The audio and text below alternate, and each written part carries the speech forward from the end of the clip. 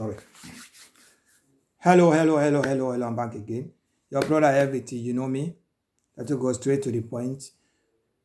You know, the last time I bring you the peaceful message, Dr. Arikana Himborik, the message you sent to the president of China, President Xi Jinping, the message you sent, but still, I don't really understand. It really dey pain me as I'm speaking now. It's really painful. It's like Africa, we are still under colonization, as you can see. It's like we are still under colonization because if you cannot stand for yourself, you cannot do something on your own, anything you want to do,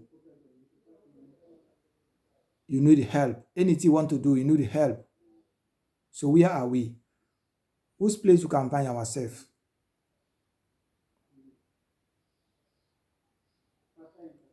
Then when we can go forward?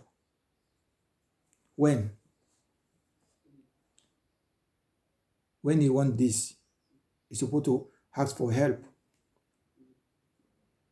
If anything you want, you're supposed to go Europe, America, England, Australia to go and ask for help. That's why these white people, they always take our leaders like we are still under colonization. But Dr. Arikana is trying, she's trying, or actually, she's really trying what she's doing. She's really trying. You know, this thing, the pain this woman, it really pain her. It really pain her. Because as African, if you see something is happening, you as African, it pain you. It really pain you. It really painful for all Africa. It's not only her. It really painful. Because what we are expecting, they are not doing this for us. If you never see when this woman, when they talk this way, when they interview her, when she speak, she really angry. If you never see her when this woman speak, oh yeah, regardez là-bas. All other institutions, they make African countries jump through hoops. Loans will never be able to pay. The US, when they borrow money, they're getting it in 1.5, 1.9 interest rate. Africans, when they get the same amount of money, they're paying 9, 10%. The people who don't need a break, they get a break. The ones who need a break, they don't get a break.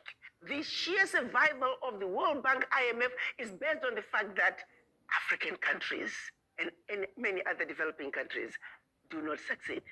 Their success is based on our failure. That has to change. And guess who can make that change? We, the children of Africa, we, the Africans, are the ones who have to say, we know your game now. Enough is enough. We're not playing it anymore. And this is where the diaspora come in. There are more Ghanaian doctors in New York City than in the entire country of Ghana. There are more Nigerian doctors in LA than in the entire country of Nigeria. So let's be serious here. What Africa needs is capacity. And that capacity is in the diaspora. So it behooves us to bring the diaspora together. Let them understand what is really going on in our Africa. Diaspora are not going home. Diaspora are angry about Africa because they are not understanding the root cause of why Africa is where it is today. They think getting rid of a president will take care of the problem. Far from it.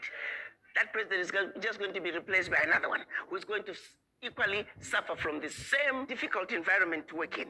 So let's look at an Africa that must be free to take care of herself, an Africa that's free from exploitation from outsiders. The multinationals who are stealing from Africa every day in broad daylight. I use an example of the DRC. If you ever fly very low over the DRC, you'll see tarmacs in the jungle.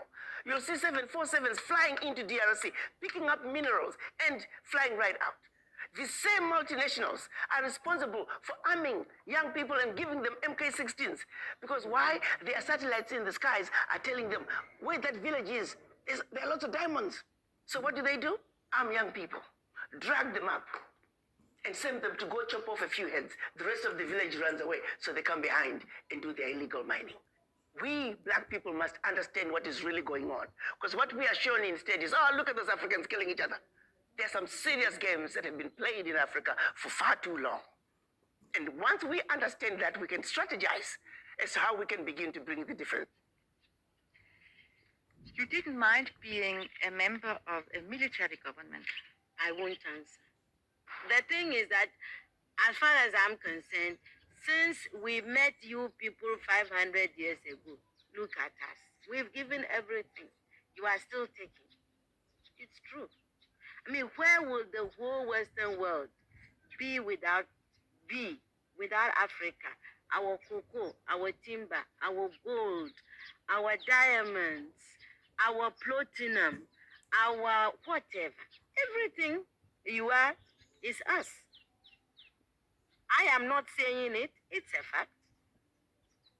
And in return for all of this, what have we got? Nothing.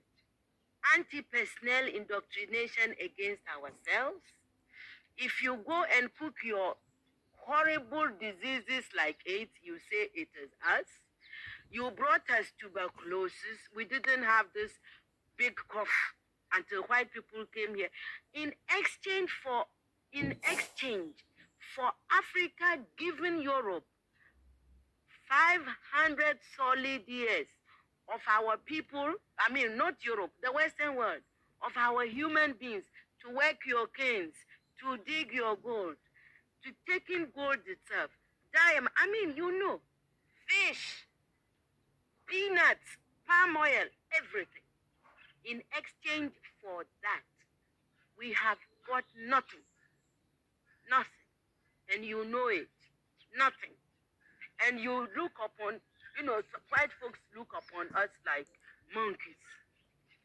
It is true. It's in your literature. Hey, some of your best thinkers have said this about us. Have you heard of all these Germans? Have you heard? Okay. Yes. They said, Lord Burton, people like that, they said, we don't even have the brain of animals. That's what we've got from you people. But don't you think that this is over now? Over where? Is it over? Who said that 8 came from the green monkey? Is it over? Is it over? Well, if this is your impression, do you think that you can ever forgive us? It's not a question of forgiveness. I have nothing against you. My point is that you did and you are doing for your survival what is necessary. We can't blame you for that. The fact that we didn't do enough for our own survival and we are still not doing enough for our survival, that is not your problem. Even everybody that God has created has a sense of survival, and if we don't develop it, we can't blame white people. You came here because you needed these things. You took gunpowder from the Chinese. You needed them to shoot people. Do you consider AIDS as a new form of colonization? Of course. Why? That's why. My people, the Akans, we have a proverb. It says that good morning, thank you, is never enough to salt anybody's food forever. You cannot build your life on thank you, morning, thank you, English, thank you, God, which is what aid makes, we are always receiving. Nobody, look, and I don't care who hears, nobody anywhere in this world is going to send you their best of anything. Do you see? Neither the experts nor people, You give us what you can afford. Aid is the leftover, really, and it cannot be enough. What I mean, aid, you can, when, the world is, now the world is one place. So, there is nothing wrong if my house is in a crisis and you offered me something. There's nothing wrong, you know, because there is interrelationship. But a whole nation, a whole continent cannot live forever on aid. And I think aid is we are in Africa, we are in danger of making foreign aid a kind of policy that is wrong. I think that it humiliates our people. The people in the villages have not asked anybody to go around begging on their behalf. Well, I'm being a writer, really. It is crazy. It is a very self-consuming kind of activity. You sit in a room, you write, and you think that other people outside want to hear it. The tensions of, writing a book, it's tense. When you finish writing the book, you are tense because you wonder, how will the publishers and editors react to a book, to a story? Even when it's published, you wonder, why are they saying that my books are selling in Ghana, in Nigeria, in Sierra Leone, Botswana, Lesotho, even South Africa, Kenya, and I'm still so poor. So all of these issues are part of the horror, real horror, of being a woman, a writer, an African. But you don't stop writing because of any of them. You just go on. Life is like that.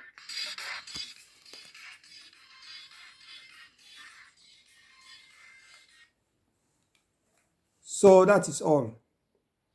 This woman is trying to tell about our leaders. They need to do something on their own. They cannot depend on donation, on begging, traveling, flying around the world, begging, asking for help. It cannot solve our problem in Africa. We need to be strengthening ourselves. We need to do something for ourselves. If it's not that, every day these white people, they take us like slave, like we are under colonization as every time. So we need to wake up. Our leaders need to wake up. Let them depend on donation. They need to develop their country. We have a lot of things in our country. If we develop, we are not going out there to ask for donation every time. So this is really bad. It's really good, not good repetition for our leaders. They need to think wise. They need to think wise. So that is all, my people. Later, we can, please, if you are not yet, please subscribe. It's really painful. So that is all. Thank you very much.